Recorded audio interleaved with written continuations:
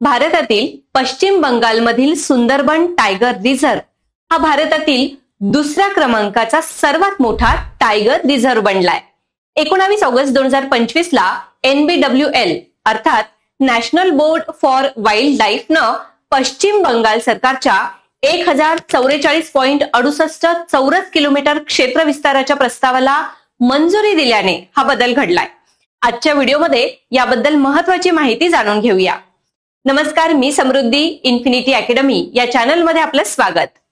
NBWL च्या संमतीनंतर सुंदरबन व्याघ्र प्रकल्पाचं एकूण क्षेत्रफळ आता 3629.57 चौरस किलोमीटर इतकं झालंय।